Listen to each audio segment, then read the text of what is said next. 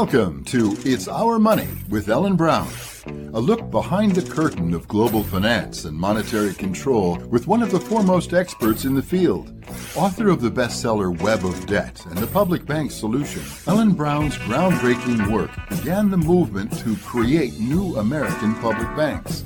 We'll look at issues surrounding the world of money and the systems and powers that control it, as well as the progress being made on the public banking frontier. The program is underwritten by Public Banking Associates, a national consultancy of experts advising government leaders pursuing creation of their own public banks at publicbankingassociates.com. Cleveland, Ohio, a number of decades ago, was one of the 5 wealthiest cities in America, and there were millionaires everywhere in manufacturing. Today, Cleveland's one of the 2 or 3 poorest cities in America. And what's happened is this sort of systematic deindustrialization starting in the 1980s through this financialized system. And the way to address that is to root ownership locally. You know, if you and I all worked in a business in Cleveland, Ohio, and we all owned that business, and it was anchored in our neighborhood, it's very unlikely that we would all get together, you know, in the lunchroom and say, I've got an idea, let's ship our jobs to Phoenix or to Mexico or somewhere else. Yeah, we probably wouldn't be talking about that over lunch or any other time. And yet, as you'll hear from our guest Ted Howard and from Ellen, that very idea of shipping jobs elsewhere is one of the most common steps corporate profiteers take to make more money for themselves and shareholders. Hello, and welcome once again to It's Our Money with Ellen Brown. I'm Walt McCree, Senior Advisor to the Public Banking Institute and Ellen's co-host. On today's program, we rejoin Ellen's conversation with the Democracy Collaborative's Ted Howard, which has been centrally involved in creating a transformative model of corporate ownership to nurture community wealth and economic sustainability. The idea is that communities and workers are best served when workers are incorporated in ownership by the corporate employer, and when those companies are headquartered locally. Ted and co-author Marjorie Kelly have a new book out called The Making of a Democratic Economy, which takes a look at how we can rebuild America's productive core and move past the economic and social deterioration of a financialized economy that leaves most citizens out. My conversation with Ellen delves into how this economic dysfunction has put us at a significant global disadvantage compared with the rising economies of Asia, such as China, Korea, and Japan. These systems employ state involvement through their banking institutions, enabling them to better adapt to support and accommodate changing economic needs. Later in the program, we go back to North Dakota, which is in the middle of celebrating the 100th anniversary of its renowned public bank, the Bank of North Dakota. But first, let's check in with Ellen. All right. Well, here we are in the middle of a very hot summer. It seems like the temperature is rising in a lot of the issues that our society is facing, some of them being monetary, and it seems like many of them stemming from the leadership of the country at the moment. We've got a trade war underway with China, which the leadership seems to think is going to produce some results, but so far seems to have only raised prices, compromised markets for farmers, and now worked on currency competitions. And then there is this growing problem in Venezuela, where the administration wants to really start an all-out war with Venezuela by freezing its assets. These are very provocative, pugnacious positions, and China being really one of the biggest targets of concern for us. Your new article, Ellen, is called The Trade War, A Contest of Models. Tell us about what those models are that you see facing off at this time. Well, last week, the Federal Reserve cut interest rates, which people were wondering why that was, considering that theoretically all the official data are pointing upwards. And under the Fed's reasoning, which one might question, but anyway, under their models, they should have been raising rates in those conditions. But apparently the explanation was that we're in a trade war and a currency war, and other central banks are cutting their rates, and so the Fed has to do the same thing in order to prevent the dollar from getting too strong relative to other currencies. The theory being that if we have a strong dollar, then it's harder to sell our products abroad, and that hurts our workers. President Trump declared that we would be imposing further tariffs on China as of September 1st, and China responded. It's a question whether they retaliated, but anyway, China then took the step of no longer supporting its currency. People said they manipulated the currency, but in fact they always manipulate it. They manipulate it up in order to prevent it from falling too low. But in this case, they said, well, fine, if you think our currency is overvalued, we're just going to let it go, and it dropped below levels that they had said they wouldn't let it drop below. And so President Trump said that was currency manipulation. Anyway, the stock market immediately responded by the worst day we've had all year on the stock market. On the Dow, it dropped by 767 points. So anyway, we're now apparently in a full-fledged currency war. But the problem is currency wars don't work. I mean, everybody loses in a currency war, and we know that looking back on in the 1930s when they had the same sort of competitive devaluations that just made the Depression deeper. And as Michael Hudson pointed out in an interview he did on Guns and Butter with Bonnie Faulkner, the U.S. really didn't have that many products to sell abroad. So we're really just hurting, as you pointed out, we're really hurting our own farmers and our own workers who have to pay more when the dollar is devalued relative to others. But what I was really writing about was what's this trade war all about, and why can't we seem to reach a deal on trade? It's really a challenge of the Chinese model, which is that their government supports their banks and supports their industry. Well, it owns the banks. It owns 80% of the banks. And the banks make below-market loans to the state-owned enterprises, well, to all their businesses, but particularly the state-owned enterprises, and most of them are state-owned. And they support their workers with nearly free higher education. They have a national medical system, and they have cheap transportation. So costs are much lower for the workers, and therefore they can afford to work for less. It doesn't mean their standard of living is less. So the government does all that for the people and for the businesses, and that's their model. It's an improvement over the communist model, which was that the government owns everything. That obviously didn't work. And in the Soviet Union, the Soviet Union is said to have fallen just from internal things that didn't work. You know, it fell on its own sword, basically. Whereas the Chinese model is much more efficient. It's working brilliantly well. In fact, for the last 40 years, they've had amazing, consistent growth in GDP, and they've brought a huge number of workers up from poverty into the middle class.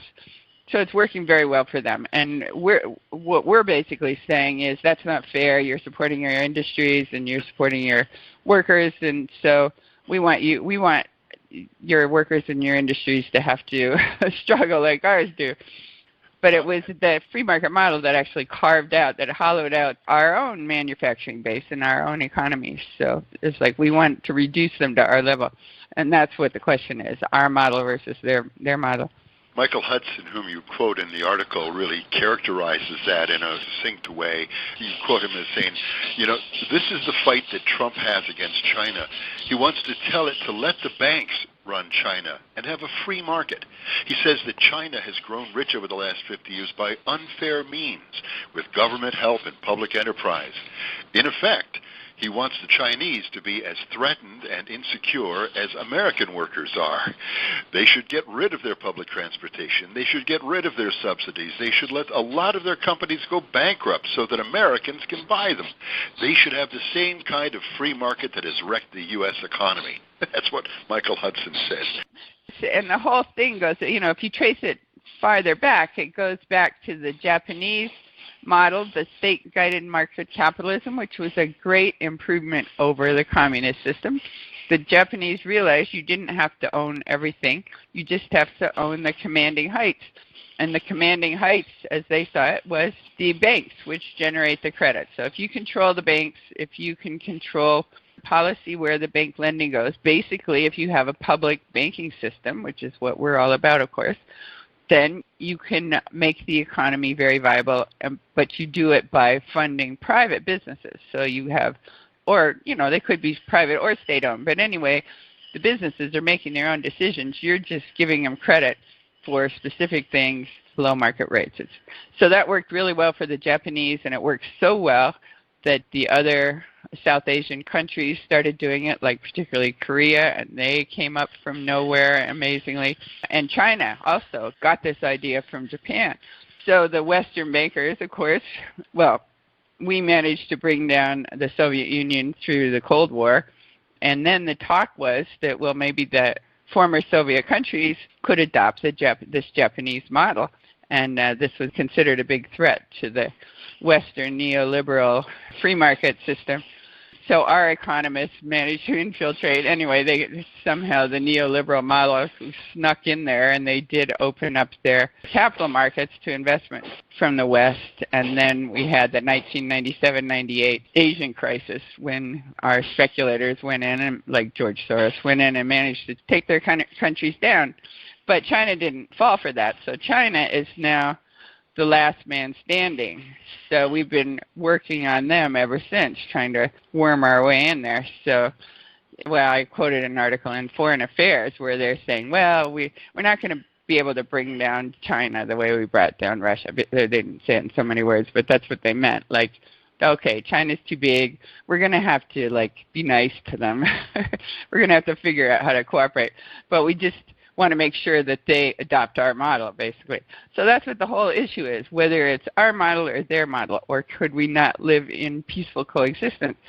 And what I would suggest is their model actually, in that particular area of banking, is better than ours, and we should adopt that. We should say, great, thank you very much, shake hands, thanks for showing us how we could run our system better, and we could all get along, and we could all be doing it. Would seem to be obvious, but for the fact that our model is owned by powerful private interests. The logic of using that model speaks for itself, but the powerful resistance that's showing up to control the monetary future of the economic future of the planet is coming from the people who own our model. Right, and all the commentators you hear, they're all on the business channels, and it's all about your investment, so it's all about the stock market. Well, that's us, financialization. It's us creaming profits off the top of our own companies. That's really what's hollowing out our companies. So you don't hear it from the workers. The workers here are the ones who are the peons and the pawns in this game of power posturing, that we should really all be in favor in supporting the Chinese and the Japanese and the model that you're referring to. And my concern is I'm actually speaking at a conference in Korea this fall, and they're all, and the Japanese, they've all sort of fallen for the Western model, and there's concern that China is going to do the same, open up their banking system to our Western bankers. Well, let's hope that doesn't happen, and also let's hope that we can last long enough to make the changes necessary. Well, Ellen, thank you for this new article. Of course, it's going to have a couple of different titles by the time it gets published, but The Trade War, a contest of models. The evidence is that our model is failing and has been ever since it was taken over by the neoliberals with Reagan and Thatcher and so forth, that have undermined the real heart and the power of our economy, which is the welfare and the well-being of the people. Well, thank you, Ellen. Okay. Always great to talk to you.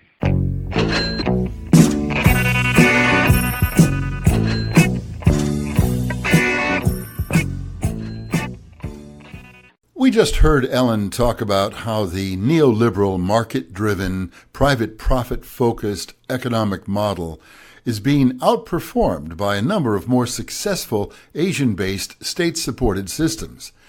One is on the rise, the other, ours, is falling behind. The general state of well-being and economic security is under threat in the U.S. at several levels of financial security, including home ownership, college and medical expenses, and other indicators of a strong public life. Our market-driven, profits-above-all system has hollowed out our economic prospects by deferring to corporate ownership and shareholder interests that reflect very little concern about worker interests or community interests. We now rejoin Ellen's conversation with Ted Howard, the president and co-founder of the Democracy Collaborative and author with Marjorie Kelly of the new book, The Making of a Democratic Economy. Ted talks about the pivotal difference that a place-based economy makes in creating lasting economic stability and that nurtures lasting community wealth. It stands in stark contrast to the effects of the financialized corporation whose loyalty to local concerns and communities is subject to change based on profiteering speculations. What you're pointing to is what has also been called the casino capitalism, where, I mean, you said people only own the stock, these investors, for 5 minutes. Sometimes they own the stock for 5 seconds. And right. These huge decisions are being made that impact the lives of workers and companies, but deeply impact the communities around the country. And that's why we've called this economy that we're currently living under an extractive economy. It's literally sucking wealth out of our communities and centralizing it in more and more hands. And, Cleveland, Ohio, again, where I actually live in Cleveland, most of my staff is in Washington, D.C., but in Cleveland, Ohio, a number of decades ago, it was one of the 5 wealthiest cities in America. John D. Rockefeller was born in Cleveland, and he's buried here. And there were millionaires everywhere in manufacturing. Today, Cleveland's one of the 2 or 3 poorest cities in America. And what's happened is this sort of systematic deindustrialization of the community. It's been going on since the 60s, but really picked up starting in the 1980s through this financialized system. And the way to address that is to root ownership locally. If you and I and 50 people listening to this podcast all worked in a business in Cleveland, Ohio, and we all owned that business, and it was anchored in our neighborhood, I mean, almost like you could walk to work kind of thing, it's very unlikely that we would all get together, in the lunchroom and say, I've got an idea, let's ship our jobs to Phoenix or to Mexico or somewhere else. It's in your community, it's rooted, it belongs to you, and it's a community asset. That's why we at the Democracy Collaborative talk about building community wealth. We don't think wealth is a bad thing. And a lot of people, they sort of say, oh, you shouldn't talk about wealth. I think wealth's a good thing. I just think it's all so centralized. We need to find a way to build wealth in our communities. And that's not only for individuals, but it's for the whole of the community. So if you have a business there and the owners of it live there, and they see themselves not only as the beneficiaries of the capital of the business today, but as the stewards of the capital for their children and their grandchildren and beyond, that's a much healthier situation than all these footloose companies running around with no loyalty to our communities. We've gotten so far away from place, and the democratic economy says that place is essential, that all economic activity occurs in real places and communities, and it's designed for their benefit, whereas the extractive economy has markets that are completely disembodied and global and not linked to place, and place is simply seen as a site of extraction. And that's a kind of fundamental difference that underlies these 2 paradigms of economic activity. Yeah, and yet you can see why we went to the corporate model. In other countries, they're talking about businesses should go public, sell off their stock as a way to raise capital. Yet what they do now is more borrow from banks. But the problem is that they can't, like a small local business in the U.S. now has a lot of trouble getting a low interest, a modest priced loan from a big bank, which just doesn't care about your local your local businesses. And that's another thing that's important in the public banking movement, is making credit available at low cost to local businesses. These are loans that are profitable. We're not talking about taking a loss on your loans, but they're maybe not as profitable as the big corporation loan or the big hedge fund loan or whatever. So if your bottom line is you have to make the most money possible for your shareholders, you've got to go for the big loan and just ignore those little loans, even though you can at least break even and turn some modest profit on them. So that's what a public bank is, just has a different mindset. Its goal is to support the community without still make some profit, but to make the profit for the community and consider the good of the whole community and not just of the private shareholders. That's so well said. I mean, that's the spirit.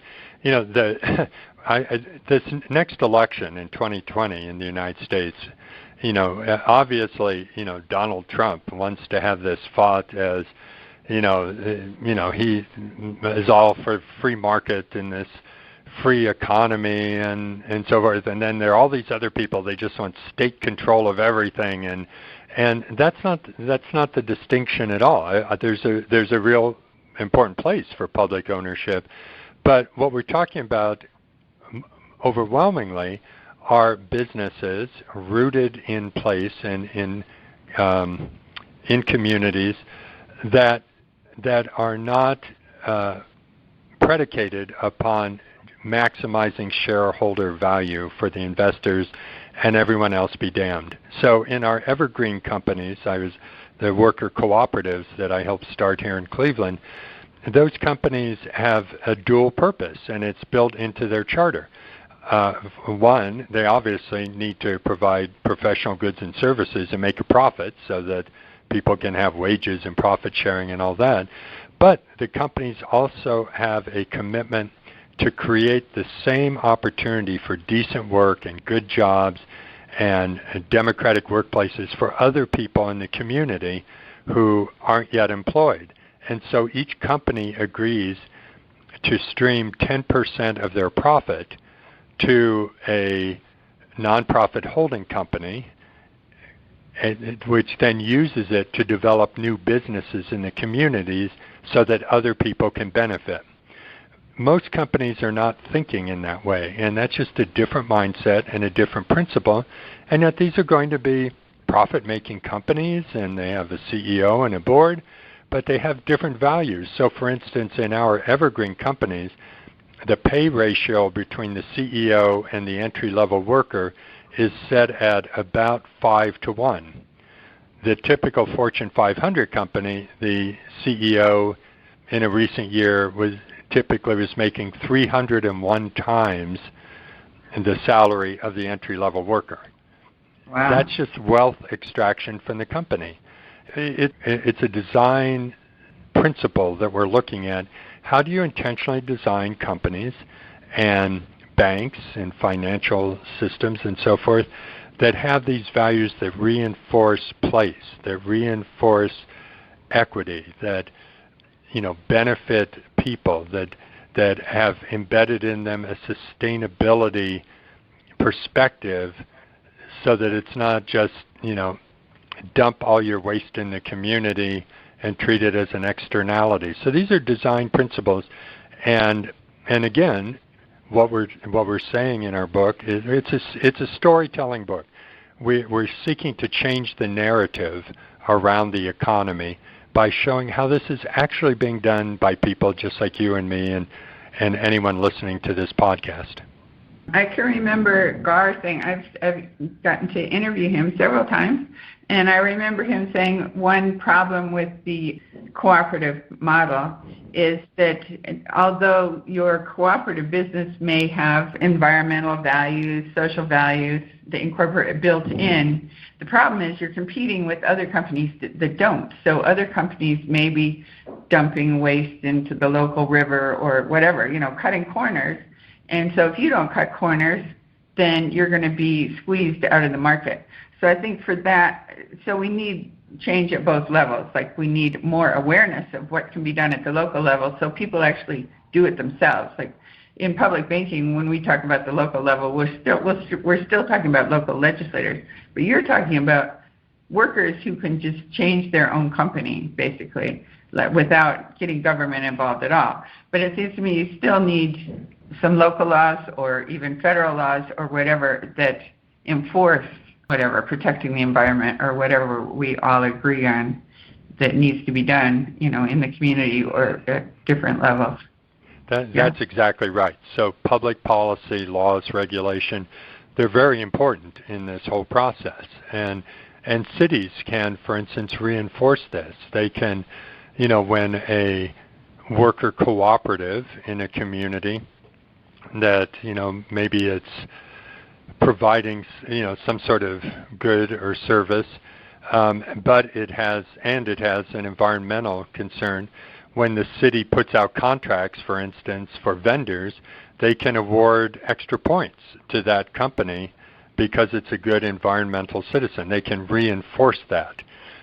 So that's one way. You can provide that sort of thing. You can incentivize companies to move in this direction. The tax code can enable for better transitions to worker ownership.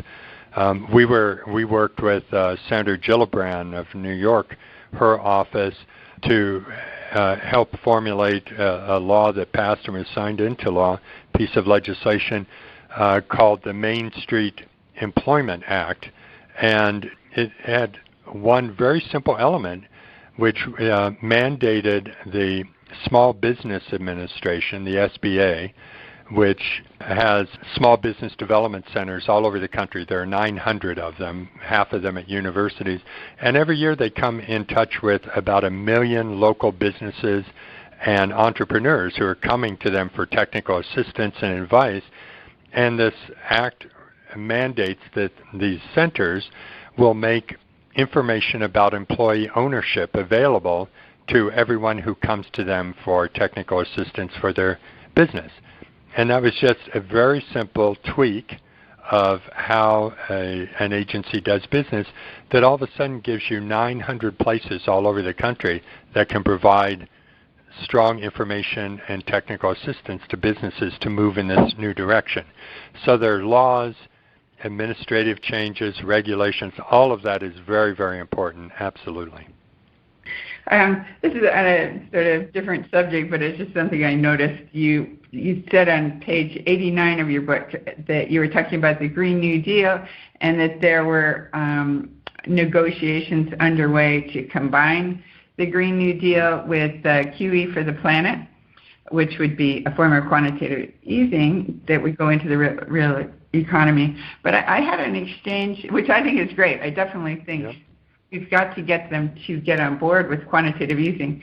But I had an email exchange with one of the organizers for the Green New Deal, who said that they really aren't focusing on quantitative easing, that they thought it had failed, and that their current economic advisors were recommending modern monetary theory and basically fiscal policy, just have the government spend more, deficit spending, and that we could do a lot more deficit spending without actually creating hyperinflation as everybody thinks would happen. But it seems to me I do have one issue with modern monetary theory. I mean, I totally agree. We've got to get more money out there. We can spend more, all that stuff. But it's got to work in tandem with the Federal Reserve. I mean, you can issue all the money you want, but you've got to have your central bank buy that money up if you want to actually create new money, and particularly interest-free, debt-free money. Otherwise, you're just going to run up your interest bill on the federal debt to unpayable levels, where already it's taking up a big chunk of the budget and will take up a lot more in a decade or so if we keep going further and further into debt at interest. So anyway, it seems to me what we need to do, it's another law that we need to change at the federal level, which is to allow, instead of saying that the Fed is totally independent and can do what it wants, we should do like the Japanese, which their law is actually different. It says that the central bank is supposed to work together, cooperate. Like you say, together we're stronger. Well, we should have the central bank and Congress cooperating. to have fiscal policy that's funded by monetary policy. In other words, have them work together. So, and you're there at the federal level, and if you are talking to the Green New Deal people, I just wanted to make that point. Maybe you could stress that we really need to have some changes in the law in order to get the Fed and Congress to work together. That's brilliant. We should get you in front of a committee talking about this, Ellen. That's terrific. You're absolutely right, and I will do what I can to reinforce that.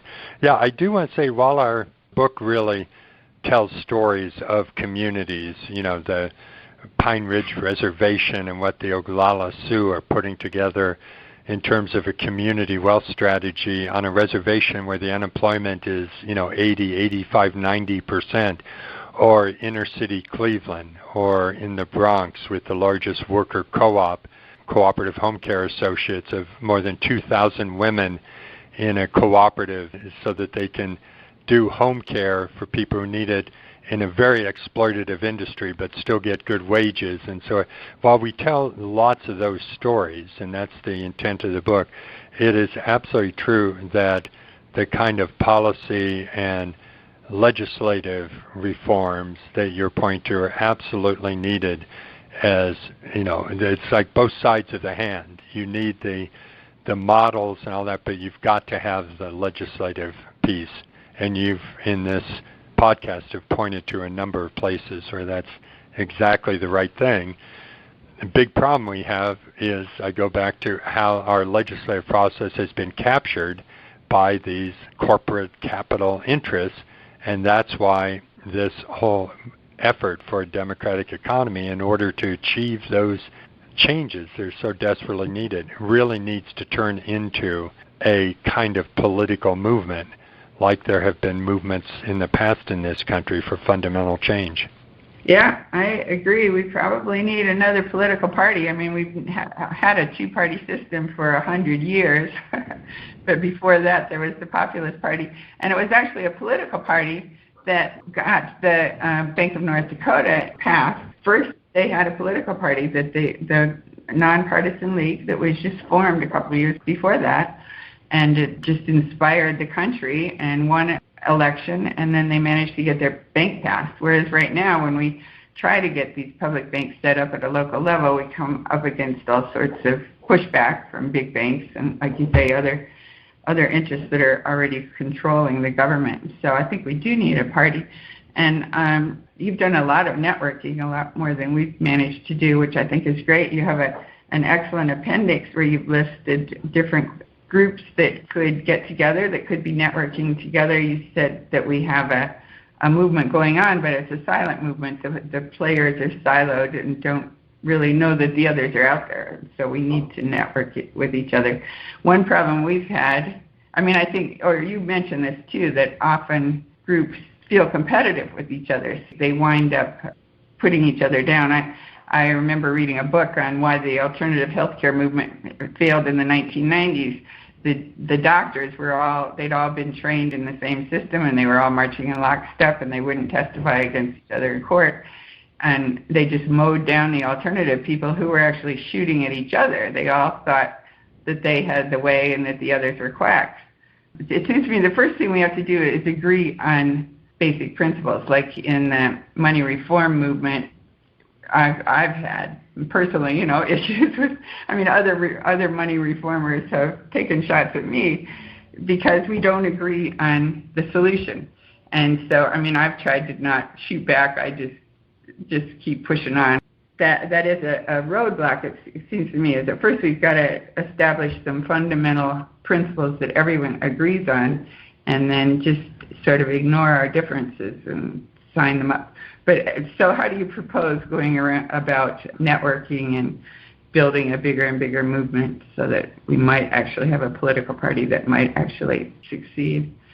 Well, the Democracy Collaborative next year celebrates its 20th anniversary, and when we began this, there wasn't a field within economic development called community wealth building. You had cooperatives over here, and they thought the employee ownership people weren't pure enough, and then the employee ownership people had no connection to the land trust people and the public banking sector, and everybody was in their silos. So I quite agree with you that this principles and our values that we share are what we really need to grapple with and struggle over, so that we understand our commonality, and then we have different forms and different approaches. And I don't claim to know exactly what the construction of the new system beyond this kind of hyper-capitalism should look like, but I think we can see a lot of the outlines and principles and so forth.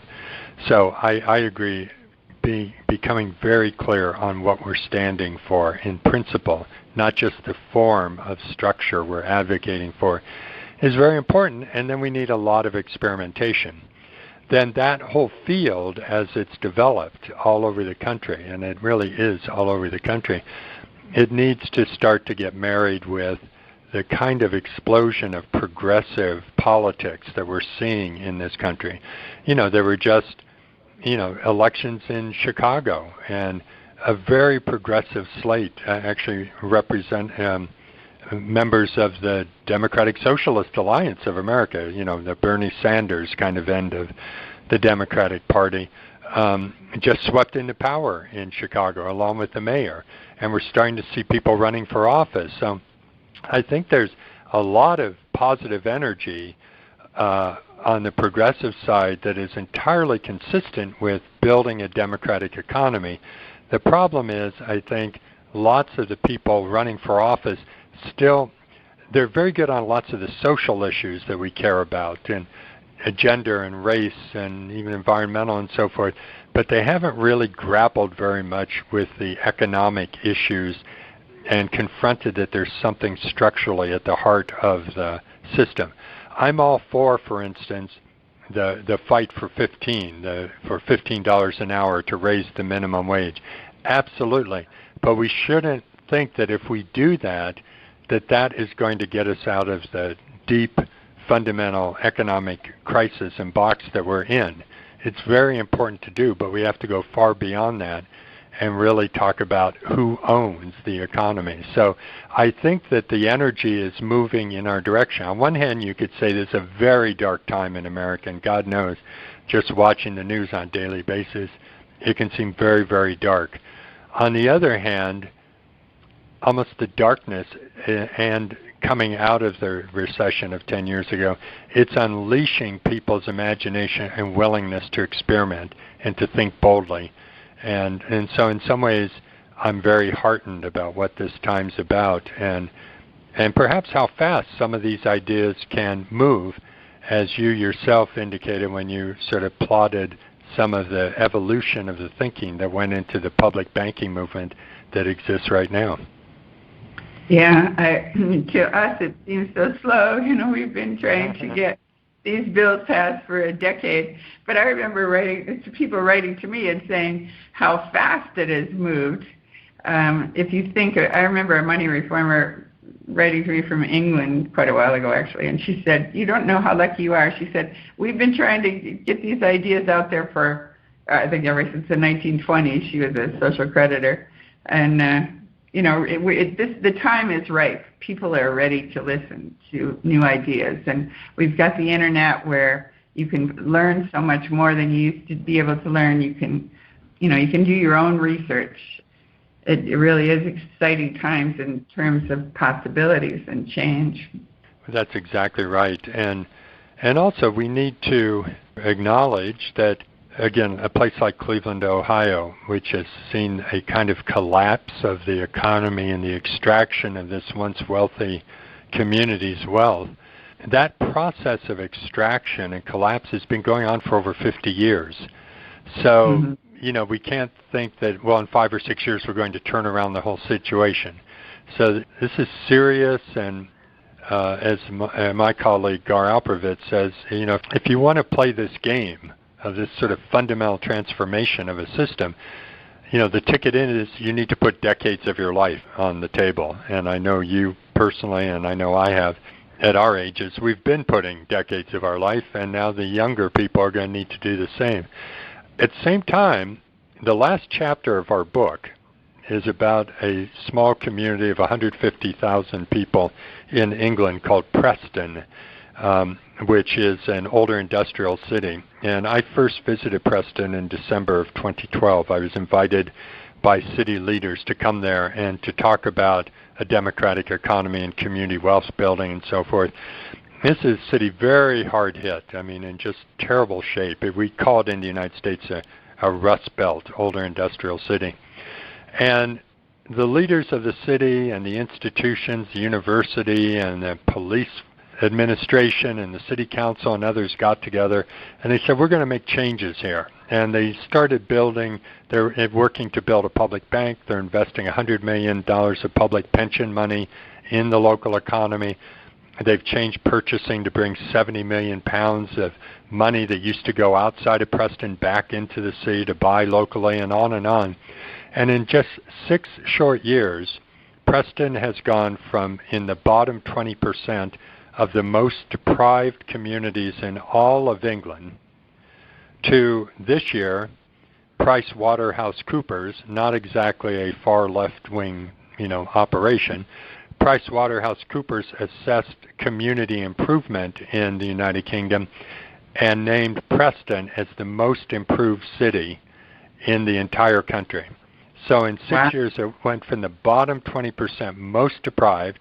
Then they implemented a strategy to build a democratic economy. They're still early days, but in just 6 years, they've been named by a leading capitalist organization as the most improved community in the country.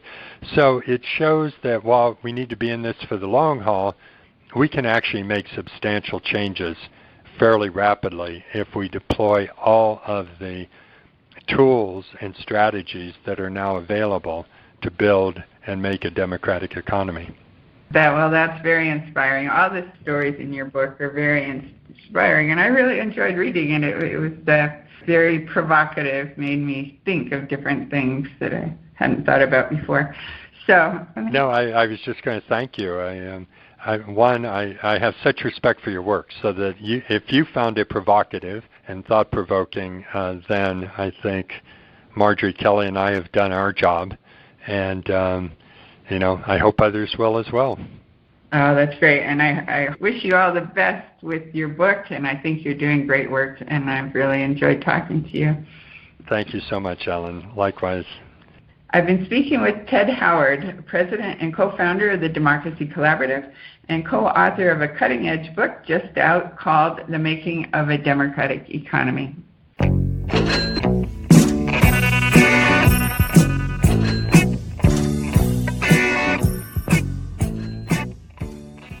At the outset of this program, we heard Ted Howard tell Ellen that what we need in this country now is a sort of revolutionary grassroots movement that will reclaim the democratic power to determine who our country belongs to, the people or the private bankers.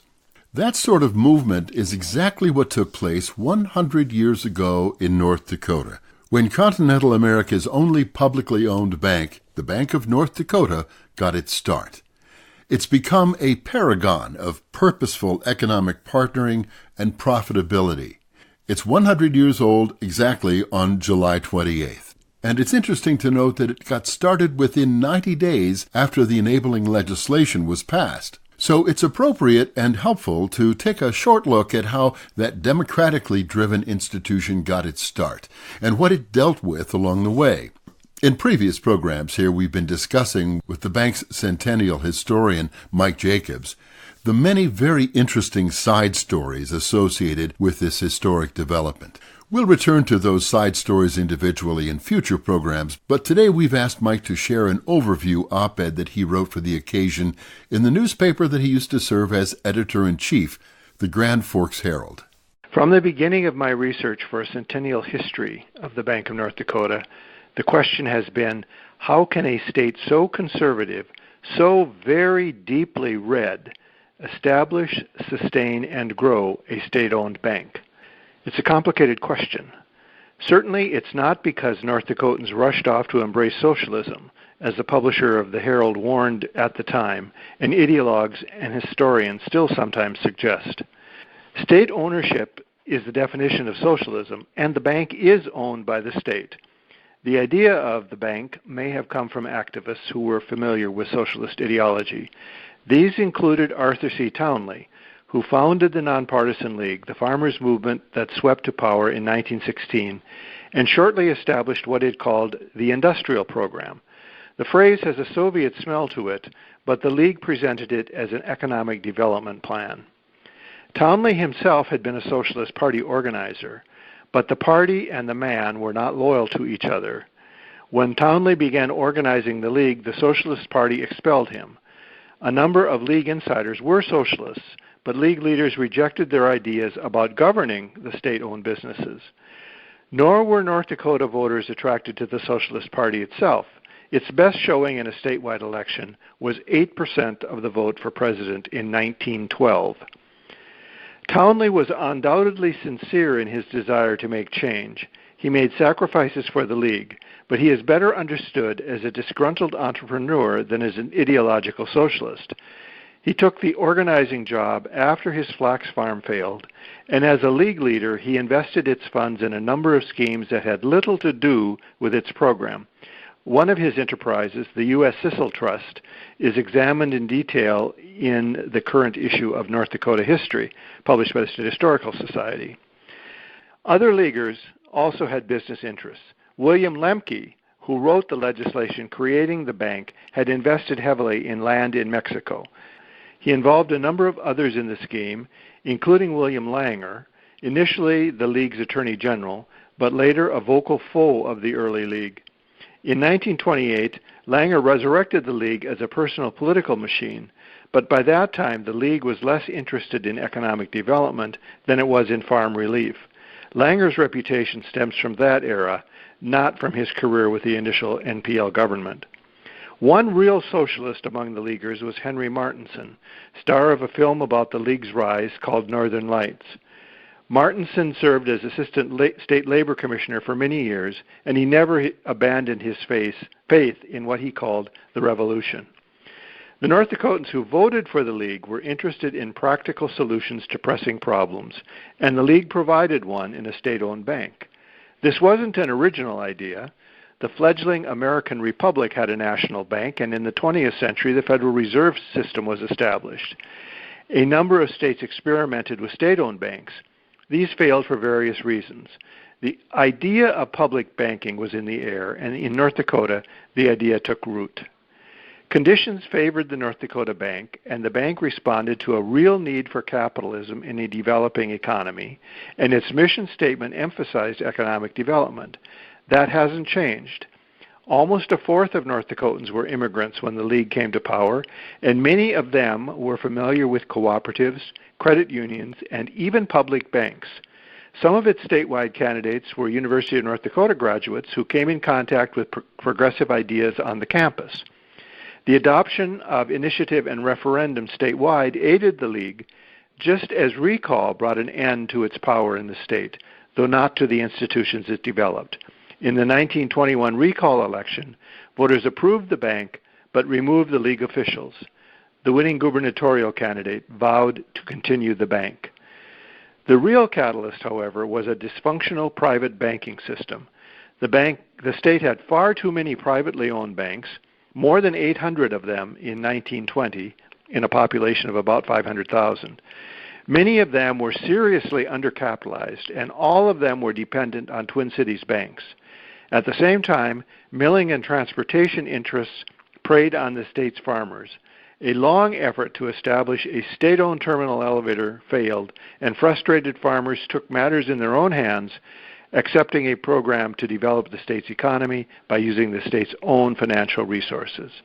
Thus, the bank was born, and it has survived election challenges and court cases to reach its 100th anniversary. The bank opened for business on July 28, 1919, and a celebration of its 100th year will take place in Bismarck on Monday, July 29th. That's Mike Jacobs, historian for the Bank of North Dakota's centennial celebration and author of the centenary book, The Bank of North Dakota, From Surviving to Thriving, The First 100 Years. It's an excellent piece filled with great stories and photographs, and it can be obtained from the Bank of North Dakota's website, through your local booksellers, or online. I'd add that the Centenary's online material is particularly interesting and can be found at the bndstory.nd.gov. That's the Bank of North Dakota's website, bnd.nd.gov. We send our hearty congratulations to the leaders and the people of North Dakota who have stayed the course with this bank for all these years, and which now inspires an entire nation with its efficiencies, successes, and contributions to the great state of North Dakota. We intend to follow its lead in reclaiming our own democratic power to create banks that serve the public interest.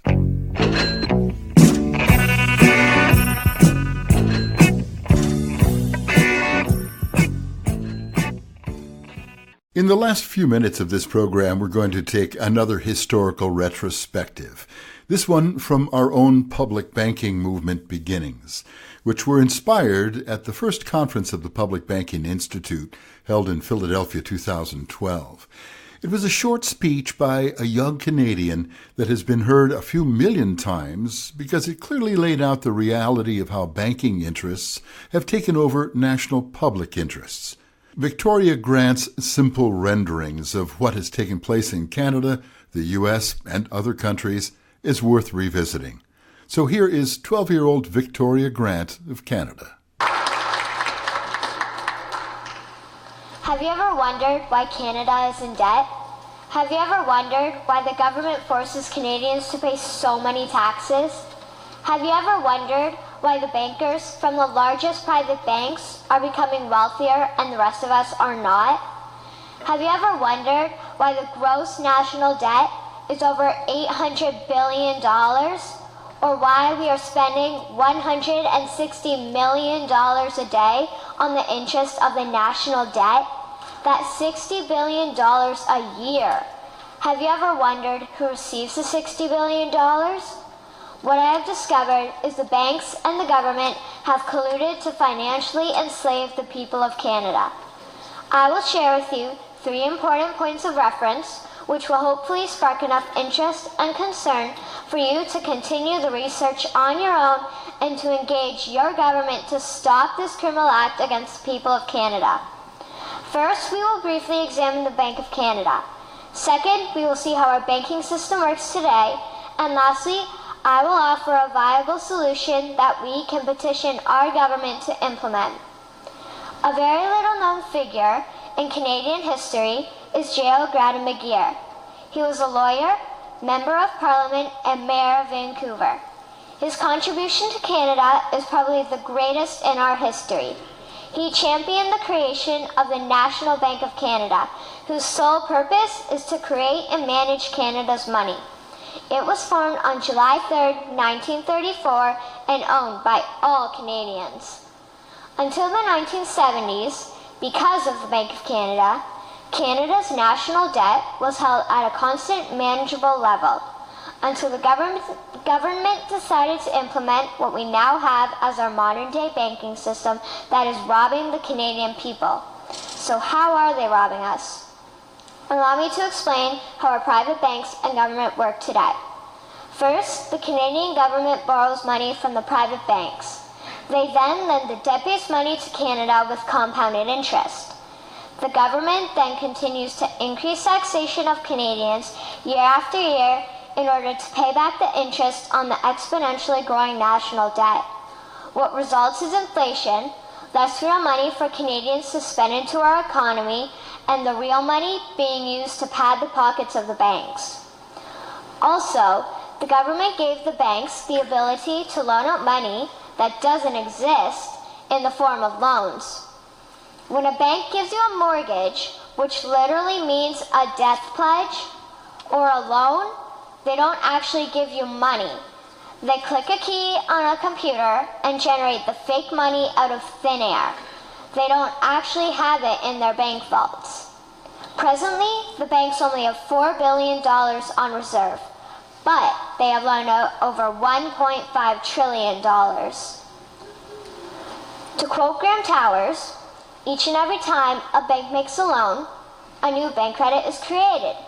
New deposits, brand new money. Broadly speaking, all new money comes out of a bank in the form of loans. As loans are debt, then under the present system, all money is debt. What I find interesting is even Jesus, in Matthew 21, drove out the money changers in the temple because they were manipulating the currency to steal money from the people.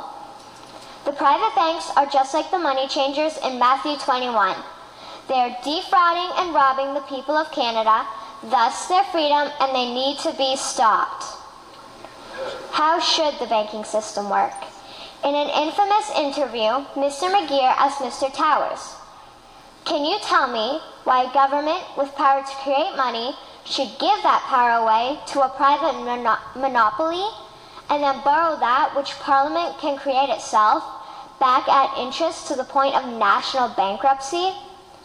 Mr. Towers replied, "If Parliament wants to change the form of operating the banking system, then certainly that is within the powers of Parliament." In other words, if the Canadian government needs money, they can borrow it directly from the Bank of Canada. The people would then pay fair taxes to repay the Bank of Canada.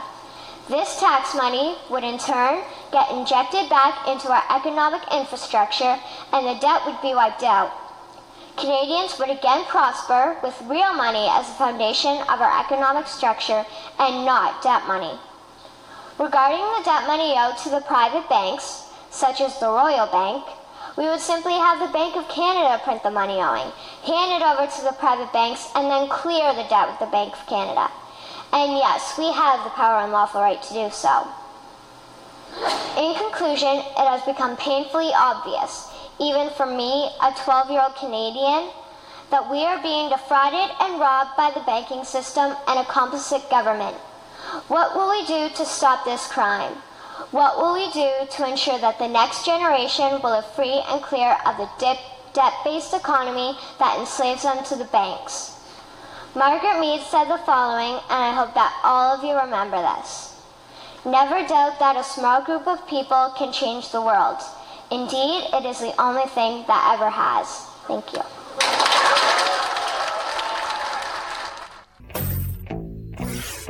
Well, that's it for this edition of It's Our Money with Ellen Brown.